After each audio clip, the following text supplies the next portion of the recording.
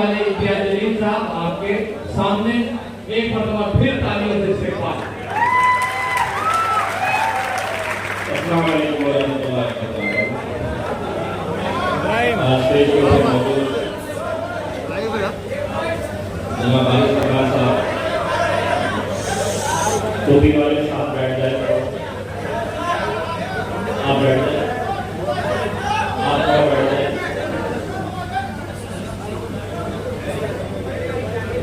Cameraman से दरखास्त है कि आप बैठ जाए। वारिस पठान साहब, सैयद मोइन साहब, शाहमद साहब, समीर साजिद साहब, हमारी तीनों बहनें रिजवाना ईसा, दोहरा खान, रुबीना शेख, जिन्होंने आज ये प्रोग्राम के लिए बहुत मेहनत की। हमारे नौजवान साथी सैयद पठान साहब और उनकी पूरी टीम, मजलिस इत्तेहादुल मुस्लिमीन के मुंबरा के तमाम जिम्मेदार हैं, जावेद सद्दीकी साहब, शोएब डोंगरे साहब, असद पठान साहब, मुशीर शेख साहब, निसार अंसारी साहब, फारूक भाई और यहाँ के बुजुर्गों, नौजवानों, साथियों, हमारे एडवोकेट अमोल कामले साहब, हमारे भिवंडी के खालिद गुड्डू साहब के भाई, सबसे पहले तो मैं आप लोगों का तहे दिल से शुक्रिया अदा करता हूँ कि अल्हम्दुलिल्लाह आप लोग यहाँ पर आज इस जलसे में शरीक हुए। आप लोगों ने जो मोहब्बत है दिन भर यहाँ पर मुंबरा में देखने को मिली। इससे पहले कि मैं अपने तकरीर की शुरुआत करूँ, ये मौका मैं दो ऐलान करना चाहता हूँ। मजलिस इत्तेहादुल मुस्लिमीन में हमारी जो बहनें जिस तरीके से काम कर रही है, जिस मेहनत, जिस लगन और जिस जुनून और दीवानगी के साथ काम कर रही है, उसमें हमारी एक पिंपली की हमारी एक बहन है रुबीना शेख। आप खड़े रहिए। आज से अल्हम्दुलिल्लाह रुबीना शेख मजलिस इत्तेहादुल मुस्लिमीन की महाराष्ट्र महिला संगठन की एक्टिंग प्रेसिडेंट होकर उनके आज ये ऐलान किया जा रहा है। दूसरे हमारे साथी जिनको मैं भी बहुत सुनना चाहता हूँ और जब खड़े रहते हैं बोलने के लिए तो जिस अंदाज में वो बोलते हैं, उनके ऊपर और जिम्मेदारी डालते हुए आज से अल्हम्दुलिल्लाह सैयद मोइन साहब महाराष्ट्र के वाइस प्रेसिडेंट रहेंगे, महाराष्ट्र मजलिस इत्तेहादुल मुस्लिमीन के वाइस प्रेसिडेंट रहेंगे। आप दोनों को बहुत बहुत मुबारकबाद पेश करता हूँ और उम्मीद करता हूँ कि आप लोग जो काम अभी तक करते आए हैं उससे ज्यादा और जोश में करेंगे। आपको ये कहूँगा कि बहुत ज्यादा जज्बाती मत होइए। मुझे डर ये लगता है कि किसी दिन आप चप्पल निकाल कर किसी को मार न दे करके, मुझे ये तो बहुत बहुत मुबारक। आज जब मैं मुंबरा के लिए आ रहा था तो मुझे कुछ पुलिस ऑफिसर्स के फोन आए और उन्होंने मुझसे ये कहा, पूछा उन्होंने कि आप आ रहे हैं? मैं कहा जी मैं आ रहा हूं। उन्होंने कहा कि साहब थोड़ा आज दशहरा भी है, आज देवी की को बिठाया जाता है, तो आप थोड़ा उनका थोड़ा में मैं समझ गया वो क्या कहना चाह रहे हैं। तो मैं उनको ये कहना चाह रहा हूं कि मैं उस जमात या उस तंजीम या उस संगठन का सदस्य नहीं हूं जो त्योहारों के मौके के ऊपर जाकर किसी मस्जिद के सामने खास तौर से डीजे बजाते हैं। मैं ऐसे संगठन से ताल्लुक नहीं रखता, मैं ऐसी किसी तंजीम से ताल्लुक नहीं रखता जो त्योहार की आड़ में इबादत गाहों पर रंग छिड़कने का काम करते हैं। और मैं इसलिए नहीं ये सब कर सकता क्योंकि मेरा मजहब मुझे ये इजाजत नहीं देता। मेरा मजहब मुझसे ये कहता है कि जितनी इज्जत तुम अपने मजहब की कर रहे हो, दूसरों की इबादत गाहों की भी उतनी ही तुमको इज्जत करनी है। ये मेरा मजहब मुझे सिखाता है। इसीलिए अगली बार जब मुझसे ये कहेंगे थोड़ा, तो थोड़ा उनको भी कह देना। ये हमारे मुल्क की तहजीब है, ये हमारे मुल्क की संस्कृति है, ये हमारे मुल्क की पहचान है कि हमने हर मजहब को, हर त्योहारों को हमने साथ में मिलकर मनाया है। आज ऐसा क्या हो गया है इस मुल्क के अंदर कि जब कोई त्योहार आता है तो पुलिस वालों का बीपी बढ़ जाता है। और ये क्यों हो रहा है, कब से हो रहा है, आप अच्छी तरह से जानते हैं। आज इस मुल्क के अंदर जो एक फिजा तैयार की जा रही है, जो एक माहौल तैयार किया जा रहा है, आप बखूबी अच्छी तरीके से वाकिफ है। ये क्यों किया जा रहा है, कैसे किया जा रहा है, क्या हासिल करना चाहते हैं। सिर्फ सियासत की वो कुर्सी, और उस कुर्सी को हासिल करने के लिए समाजों के बीच में, जाति धर्म के बीच में दरारें दीवारें कैसी पैदा की जा सकती है, खड़े की जा सकती है। यही नंगा नाच पिछले 2014 से हम देखते आ रहे हैं। दोस्तों, आज मुमरा की सड़कों के ऊपर जब हम चल रहे थे, देख रहे थे,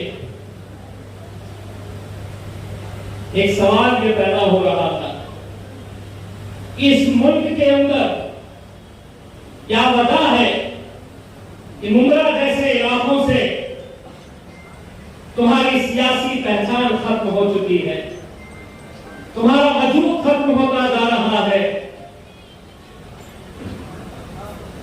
तुम्हारा जो मुकाम विधानसभा के अंदर होना चाहिए था, लोकसभा के अंदर होना चाहिए था, वो क्यों खत्म हो रहा है।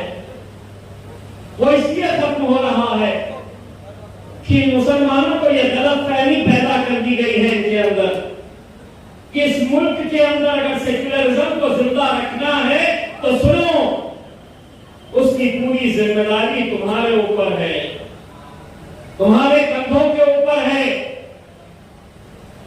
सेक्युलरिज्म को जिंदा रखना।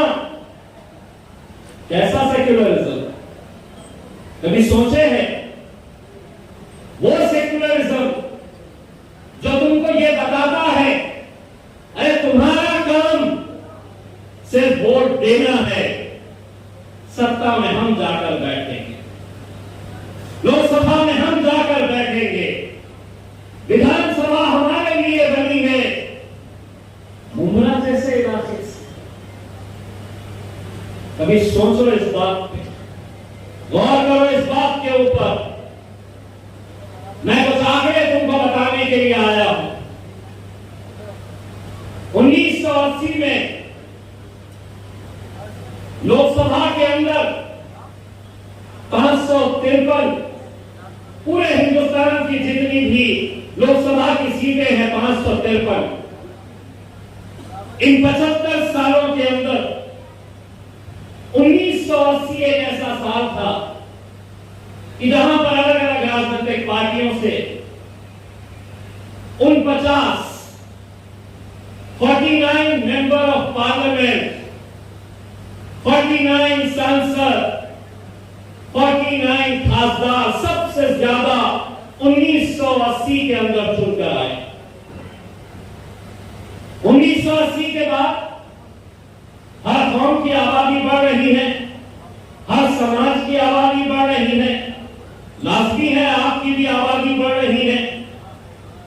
लेकिन क्या वजह है कि 1980 के बाद हर 5 साल आपकी नुमाइंदगी लोकसभा के अंदर, आपकी आपकी नुमाइंदगी विधानसभा के अंदर हर एक की बढ़ रही है, आपकी घट रही है। क्यों? क्योंकि आपको तो सेक्युलरिज्म को जिंदा रखना है ना। आपको कहां इम्तियाज जलील चलने वाला है, आपको कहां पर असदुद्दीन अवैसी चलने वाला है। आपको तो सेक्युलरिज्म को जिंदा रखने के आपको पाठ पढ़ाया जा रहा है कि नहीं मुसलमानों, अंदर तो हम जाएंगे, तुम सिर्फ वोट देने का काम करो। 2004 के अंदर जो 49 का आंकड़ा था, 2004 आते आते कितने एमपीज गए लोकसभा के अंदर? तो 36। 49 से 36 पे आ गए। 2019 जिसके अंदर इम्तियाज जलील उस लोकसभा का हिस्सा है, 36 के हम अब कितने हो गए? तो 26 और 10 कम हो गए। क्यों कम हो गए? क्योंकि जिनके होर्डिंग्स में आज देख रहा था, अलग अलग राजनीतिक पार्टियों के साथ मुसलमान लीडरों के जो तस्वीरें में देख रहा था, उन्होंने बीड़ा उठाया है इस मुल्क के सेक्युलरिज्म को जिंदा रखने का। 26 हो गए। हो सकता है कि 2024 के अंदर 16 हो जाए, उसके बाद 2-4 पे आ जाए और उसके बाद खत्म ही हो जाए। कितने ऐसे राज्य हैं जानते हैं आप? 18 स्टेट्स हैं जहां से एक भी मेंबर ऑफ पार्लियामेंट आपकी कौम का नहीं है, आपकी नुमाइंदगी करने वाला। पूरे महाराष्ट्र के अंदर मैं एक सवाल उन सेक्युलर पार्टियों के नेताओं से पूछना चाहता हूं। आदरणीय राहुल गांधी साहब, इज्जतमान शरद पवार साहब, क्या महाराष्ट्र के अंदर 1-2 सीटें तुम्हें नजर नहीं आती है? क्या वजह है कि पूरे महाराष्ट्र से सिर्फ एक मुस्लिम एमपी चुनकर आता है और वो आपका भाई, आपका बेटा इम्तियाज जलील चुनकर आता है?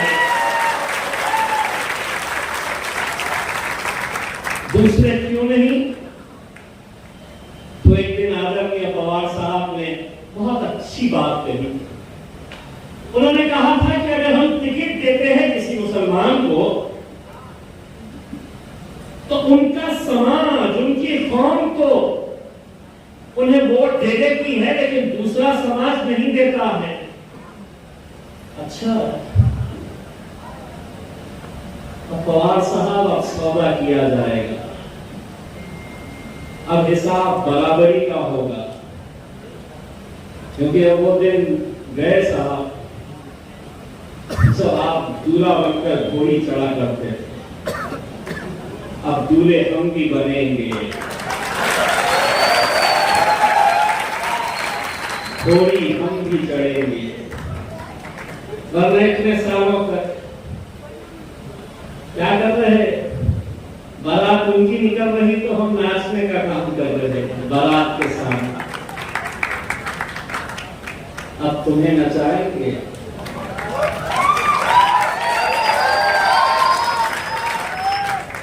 अगर नाचना नहीं आता है तो सैफ पठान इनके लिए डांसिंग क्लासेस लगा लो, ठुमके कैसे लगाए जाते हैं।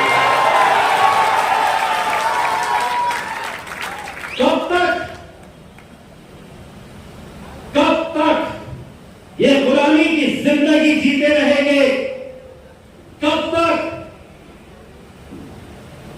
करो सौदा, करो नेताओं से बात, करो उनसे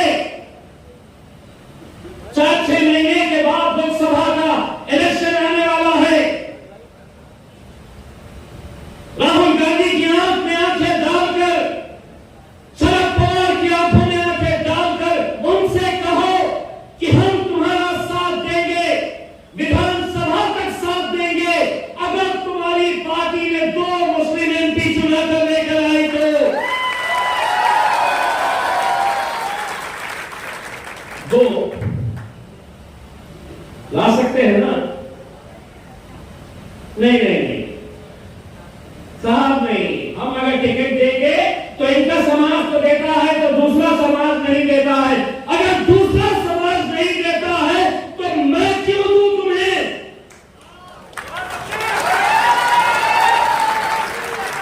क्यों दूं?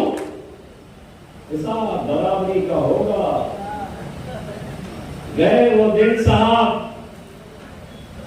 जब आपके लिए कुर्सियां उठाने का काम करते थे, शतरंजियां बिछाने का काम करते थे। अब जिस स्टेज के ऊपर राहुल गांधी बैठता है, जिस कुर्सी के ऊपर शरद पवार साहब बैठते हैं, अल्हम्दुलिल्लाह उसी कुर्सी के ऊपर इम्तियाज जलील उसी लाइन में बैठता है।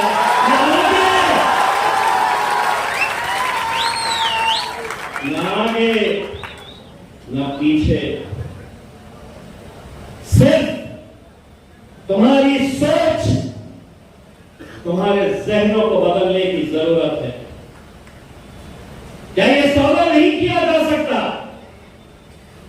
क्या उनको ये पूछा नहीं जा सकता कि 48 सीटें हैं लोकसभा की, कितनी ऐसी कॉन्स्टिट्यूएंसीज, औरंगाबाद ले लो, मालेगांव, भुरिया, बीर, उस्मानाबाद, जलगांव, नांदेड़, परभणी। नहीं, क्या करना है? दो भाइयों को आपस में लड़ाना है, आपस में सेटिंग करना है। बीजेपी वालों को कहना है, सेना वालों को कहना है, कांग्रेस वाले, एनसीपी वाले, दो मुसलमानों को खड़ा करो, ये आपस में लड़ते रहेंगे और तीसरा निकल जाएगा। यही धंधे करते आए हैं। अरे हमने जीता कैसे? कैसे जीते? 48 साल, 48 साल मेरे शहर में शिवसेना जीतते आ रही थी। कभी भाजपा, कभी शिवसेना, कभी राष्ट्रवादी, कभी कांग्रेस। 48 साल तक कोई मुस्लिम नहीं आया। 48 साल पहले एक मुसलमान, 48 साल पहले मैंने अपनी आवाम से क्या कहा? कोई मंत्र नहीं कहा मैंने कहा कि पिछले 20 सालों से किसको वोट दे रहे?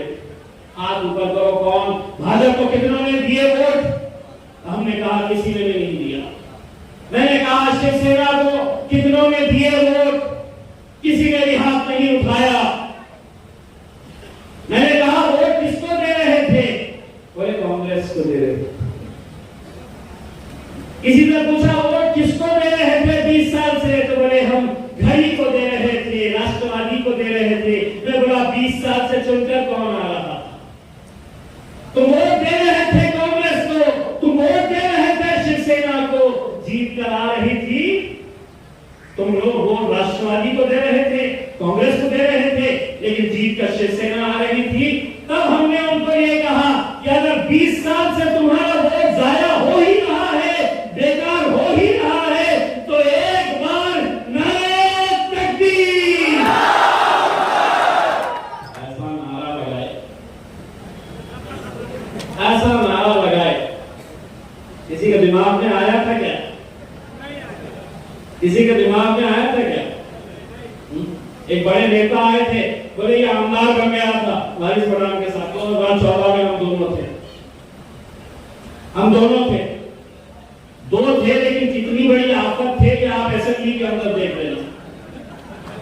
मैं छोटी आफत है तो बहुत ही बड़ी आफत के बुनियाद पर ये खड़े रहता था, तो मेरे को टेंशन हो जाता था कि अब क्या बोलने वाला है। लेकिन हमने अपनी आवाम से सिर्फ यही कहा, इतने सालों से अगर तुम दे रहे थे अपना वोट और तुम्हारा वोट अगर जाया जा रहा है, शिवसेना जीत कर आ रही है, तो एक बार अपनी ताकत दिखाओ तो सही। एक बार एक प्लेटफॉर्म के ऊपर आओ तो सही, एक धक्का लगाओ तो सही। अल्हम्दुलिल्लाह ऐसा धक्का लगाया कि शिवसेना के झंडे को उखाड़ कर फेंका और मजलिस के झंडे को लहराया।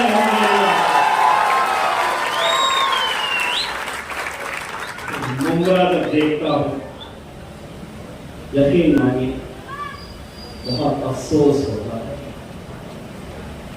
मुझे अपने आप पे शर्म आती है। मुंब्रा के नौजवानों के चेहरों को जब मैं देखता हूं, मुझे अपने आप पे अफसोस होता है। कहीं न कहीं ये दर्द सताता है, कहीं न कहीं ये सवाल मेरे मन में आता है कि अगर मैं औरंगाबाद में कर सकता हूं तो तुम मुंब्रा में क्यों नहीं कर सकते थे मेरे भाई? क्यों नहीं कर सकते हैं? नहीं, हमारा कैंडिडेट मतलब एक फरिश्ता चाहिए, फरिश्ता चाहिए। उसके जरा से भी उसके सफेद कुर्ते पे जरा भी दाग नहीं होना चाहिए। बाकी के चोर लुच्चे लफंगे कैसे भी हो, सब चलता है। हमारा बड़ा फरिश्ता चाहिए। किस किस के पीछे जाते हो? कब तक जाओगे? कब तक? एक बात तो ये समझ लो, मुंब्रा की आवाम एक बात समझ लो, ये दौर शाहरुख खान का चल रहा है। धर्मेंद्र और जितेंद्र घर पे बैठ चुके हैं।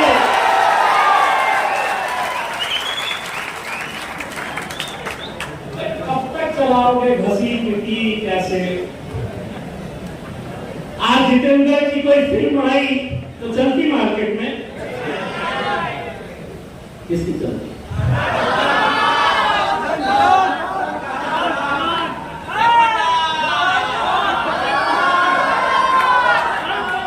लाइन लगा के वो पठान देखने के लिए चले गए हैं। तुम्हारे तो घर में पठान बैठा हुआ है।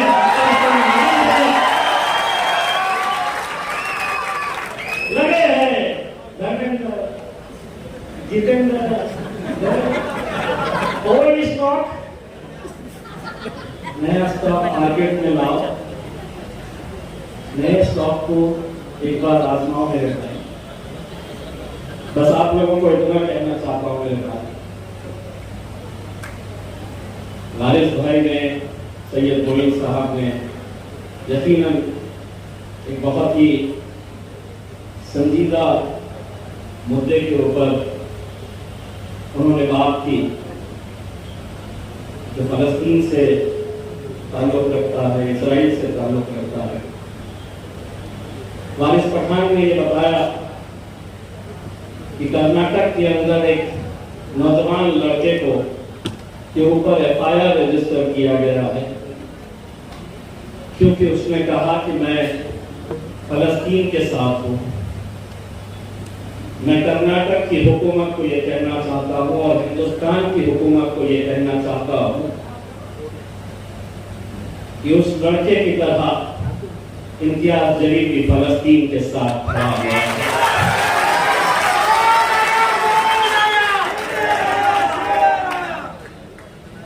और अगर तुम्हारे में इतनी हिम्मत है तो कर्नाटक के उस बच्चे तक तो तुमने हाथ लगा दिए।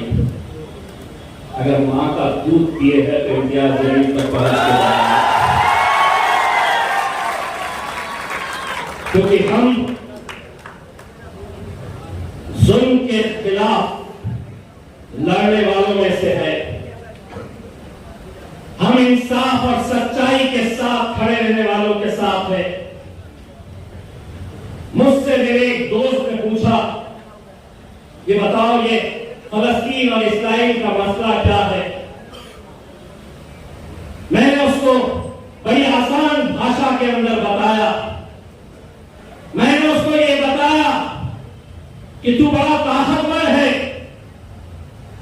तू बहुत ताकतवर है, तू हर रोज मेरे मुंह पे थप्पड़ मारता है अपनी ताकत दिखाने के लिए, और मैं खामोशी से बर्दाश्त करता हूं, सहन करता हूं। एक महीने तक तू थप्पड़ मारता है, एक महीने के बाद जब मेरी सकती है और मैं दबा के तेरे को डॉक्टर डैन के थप्पड़ की गूंज देता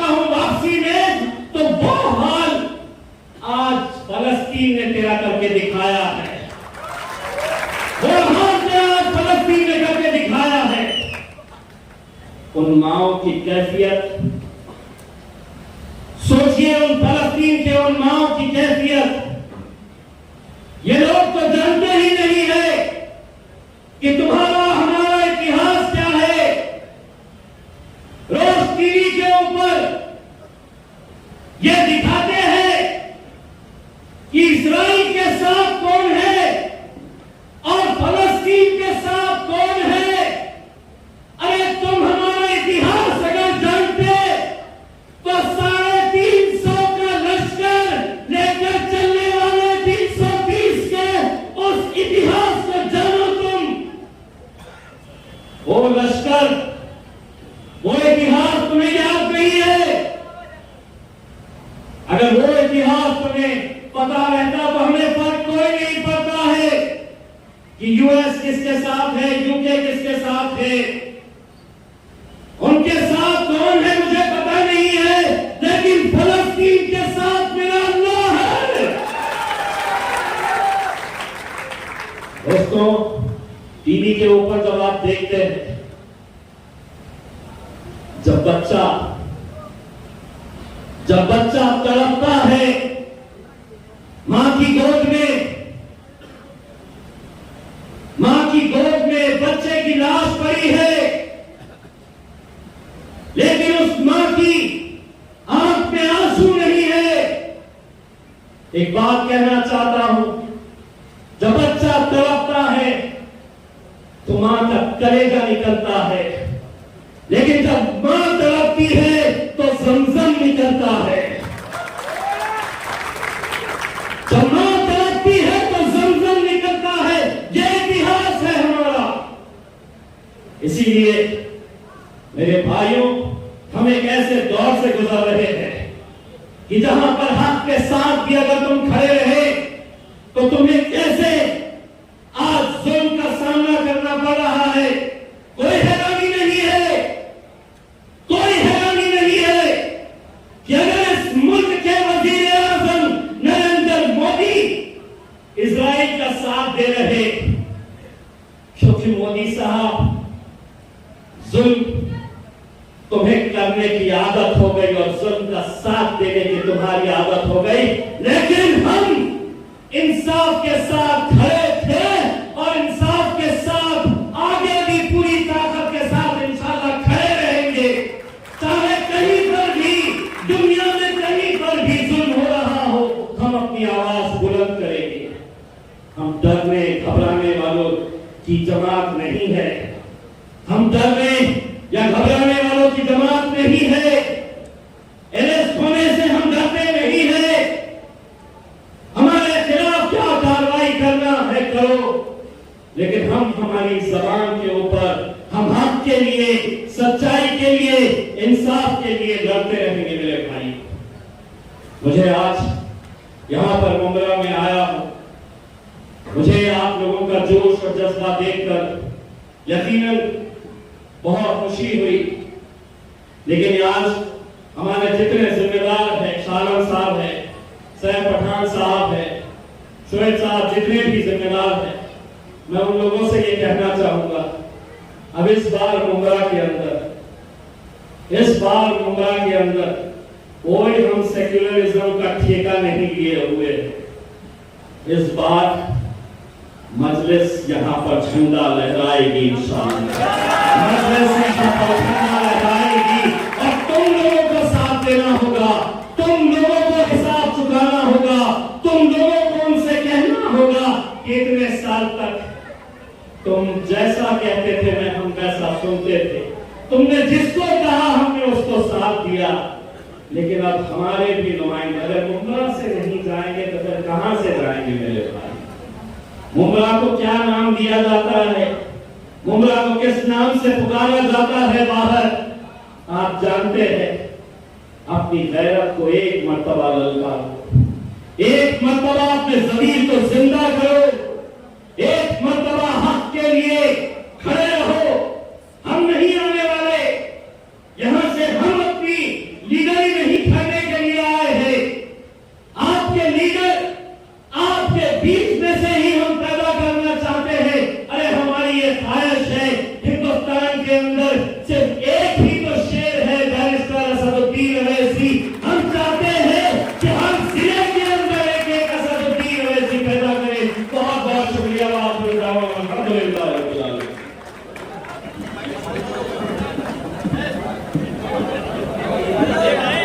दरखास्त है कि वो स्टेज पर न चढ़े। जनाब शेख फरमान साहब प्रेसिडेंट, कलवा मोहरा, विद्या जलील साहब, मोइन साहब, शाह आलम साहब और वालिद फरमान साहब के खिदमत में तोहफा गुल पेश कर रहे हैं। एक मरतबा फिर तालियां बजा के इनका इस्तेकबाल कीजिए।